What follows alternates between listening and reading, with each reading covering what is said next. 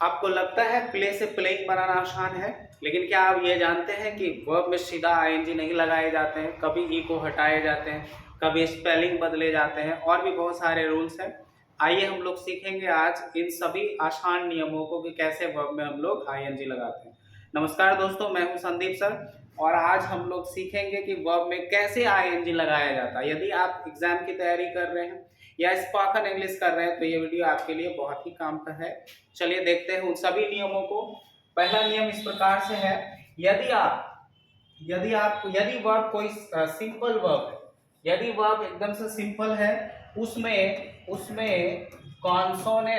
Consonant plus verb का pattern अगर नहीं है तो डायरेक्टली आप उसमें क्या करेंगे, आईएनजी लगाएंगे। डायरेक्टली आप क्या कर देंगे, आईएनजी आप उसमें इंक्लूड, जैसे रूल 1 में आप इस चीज को, फॉर एग्जांपल अगर ये देख लीजिए आप, प्ले है कि नहीं, सिंपल सा वर्ब है और कॉन्सोनेंट प्लस वर्ब का पैटर्न ये फॉलो नहीं कर रही है, तो आप डायरेक्टली इसमें क्या कर दो, आईएनजी लगा दो। तो ये इस प्रकार से बन करके तैयार है, आपके सामने क्या हो जाएगा, प्लेइंग है, ठीक है। उसी तरीके से आपका क्या है, सिंग है, तो ये क्या हो जाएगा, इसमें आपका नॉर्मली क्या कर दो, आईएनजी। तो ये पहला रूल था दोस्तों आपका। और अगर हम लोग सीखे, आगे बढ़े कि यदि ऐसा वर्ब है जिसके लास्ट में ई आ रहा है, ऐसा वर्ब है जिसके लास्ट में क्या आ रहा है, ई आ रहा है, फॉर एग्जांपल देखो कम, है ना, तब आप क्या करेंगे, जब इसमें आपको आईएनजी लगाना होगा, ऐसे परिस्थिति में आप इस ई को क्या करेंगे, रिमूव करके तब फिर आप क्या करेंगे, आईएनजी लगाएंगे, ठीक है। कम हो गया। उसी प्रकार से आपका डांस है, जब आप इसमें आईएनजी लगाओगे तो ये क्या हो जाएगा, आपका डांसिंग हो जाएगा। क्या हो जाएगा, डांसिंग हो जाएगा, ठीक है। उसके बाद अगर कोई वर्ब है ऐसा जो आई ई से समाप्त हो रहे हैं, रूल 3 में हम लोग सीख सकते हैं। अगर कोई वर्ब ऐसे हैं जो आई ई से समाप्त हो रहे हैं, फॉर एग्जांपल डाई, ऐसे परिस्थिति में जब आप इसमें आईएनजी ऐड करोगे तब ये जो है चेंज हो जाएगा किसमें, वाई में, तब जाकर के आप इसमें क्या लगाओगे, डाई, है ना। उसी प्रकार से आपका हो जाएगा एल आई ई प्लस, इसमें जब आई एन जी लगाएंगे तो आई ई के जगह पे आपको क्या कर देना है, वाई, ठीक है दोस्तों। ये थर्ड रूल था। और भी रूल को जाने हम लोग इसमें।